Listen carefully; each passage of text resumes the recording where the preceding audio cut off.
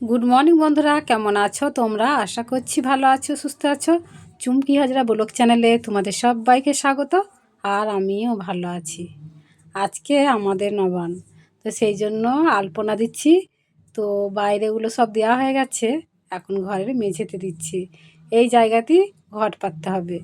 তো কম বেশি মনে হয় অনেক গ্রামেই নবান হয়, নবান উৎসব পালন করা হয়। ঠিক তেমনই আমাদের গ্রামেও হয়। অন্য সব পুজোর থেকে এই নবান্নেতে বেশি কাজকর্ম। সকাল থেকে এত কাজ ছিল, আর এত নিয়ম আচার অনুষ্ঠান থাকে, তো সেই সব কোনো কিচ্ছুটি ভিডিও করা হয়নি, জানো তো। আর আমি দেখেছি, লক্ষ্য করেছি, আমাদের এখানে গন্ধেশ্বরী পুজো কালী পুজোর সময় না আমি কোনো ভিডিওই করতে পারিনি গো। মানে রান্নাবান্না কাজকর্ম, এমনি কোনো পুজো অনুষ্ঠান হলেই আমার আর ভিডিও করা হয় না। তার মানে এমনি 12 মাস ভিডিও ভালো করা হয়, আর বাড়িতে লোকজন এলেও ভিডিও করা হয় না। স্নান করার পর ঠাকুরের সন্ধ্যে দেওয়া কাপড়টা আমি পরে নিয়েছি, দিয়ে পুজো টুজো দিচ্ছিলাম, তখন থেকে কাপড়টাও ছাড়া হয়নি গো। এত কাজ এত কাজ।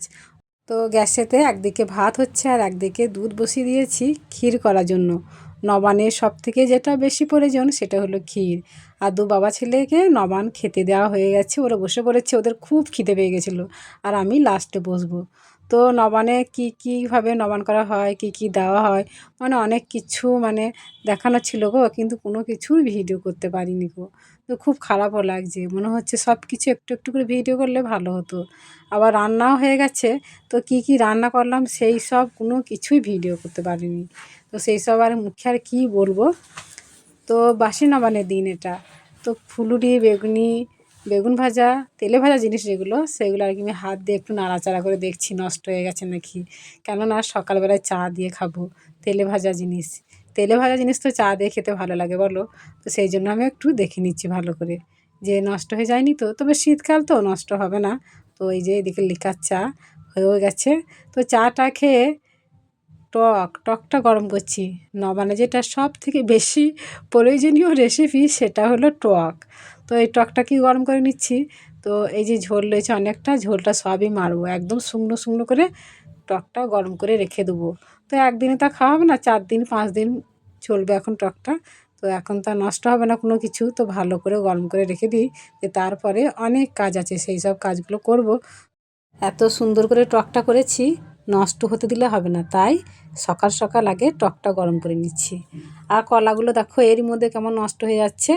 আর আপেল, লাল আলু এদিক সেদিক গড়াগড়ি যাচ্ছে। এখন আর একদম খেতে ভালো লাগছে না। আর যখন বাড়িতে থাকে না এইসব, তখন মনে হয় যদি থাকতো একটু খেতাম। আর এখন দেখো একদম খেতে মন হচ্ছে না। তো তারপরে বাড়িঘরটাকে পরিষ্কার করে ঝাঁটপাট দিয়ে দিলাম। এই যে যা হয়েছিল এক্ষুনি, বাড়িটা চারিদিকে ছড়ানো ছিটানো অগোছালো। আর হেঁসেল থেকে যা যা ছিল থালা বাসন সব টেনে নামিয়ে দিয়েছি কলতলায়। একটু পরে ধুবো, আগে বাড়িটাকে ভালো করে পরিষ্কার করে নিই। তো চাদর গায়ে নিয়ে তো কোনো কাজ করতেই পারি না। তো সেই জন্য চাদরটাকে আগে খুলে দিই বাবা, তারপরে কোমর বেঁধে লাগবো কাজ করতে। বাড়িঘরটাকে মোটামুটিভাবে পরিষ্কার করে চলে এলাম এই এত বাসনগুলো ধুয়ে নিতে। আর আমাদের এদিকে এখন না খুব ঠান্ডা পড়ে গেছে। তো এই নবান্নের দিন থেকেই দেখছি বেশি বেশি ঠান্ডা পড়েছে, রাত্রে তো খুব শীত করছে। আবার সকালে তো বলতেই হবে না, সারা দিন এখন শীত থাকছে। আর এই শীতেতে কাজ করতে খুব কষ্ট। অনেকক্ষণ ধরে বসেছিলাম চা খাওয়ার পর, তবে গিয়ে কাজে লাগলাম। তারা কত বসে থাকবো, কাজগুলো তো সেরে নিতে হবে, তাই না? দেখো কতগুলো কানের কালেকশন দেখাবো আজকে তোমাদের। কত রকমের কত ডিজাইন কানের। এই কানেরগুলো এনেছে আমার শাশুড়ি। আমার শাশুড়ি না সাজুগুজু করতে খুব ভালোবাসে, মানে আমি এসে থেকেই দেখছি। তো সাজতে খুব ভালোবাসে, অনেক কানের, অনেক চুড়ি মালা এসব পরতে ভালোবাসে। যে কত রকমের কানের দেখো আমাকে দেখাচ্ছে, আমিও আবার তোমাদের দেখাচ্ছি।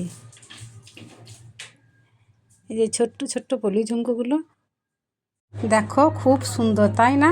আর পলি ঝুমকা কানের না এমনি দেখতে সুন্দর হয় গো। আমি না অনেকবারই এইরকম কানের পরেছি, আর এখনও আছে। কানেরগুলো সব নাড়াচাড়া করে ভালো মতো করে দেখছি যে কোন ডিজাইনটা সব থেকে সুন্দর। তো আমার শাশুড়ি বলছে আর কি, এই কানেরগুলোর মধ্যে যেটা তোমার পছন্দ সেইটা তুমি নিয়ে নাও। তো আমার না এই কানে দুটোই ভালো লাগলো দেখতে।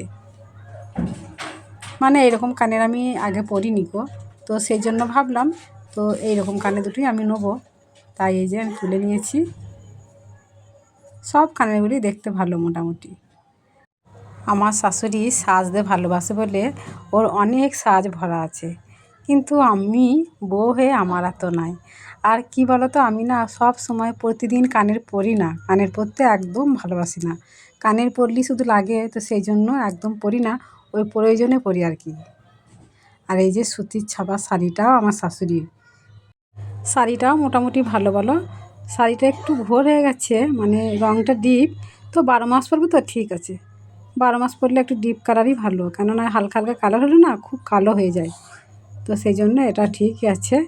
তো আমার শাশুড়ি তো একটা কাপড় 6 মাস কোনো দিনও পরে না, ওই 3 মাস, 2 মাস 3 মাস এরকমই পরে আর কি। এই শীতকালে ত্বক রুক্ষ শুষ্ক, কবে যে এই শীতকালটা যাবে বাবা। তো বন্ধুরা, আজকের ভিডিওটা এই পর্যন্তই। দেখা হচ্ছে আগামী পর্বে। সবাই সুস্থ থাকো, ভালো থাকো, টাটা।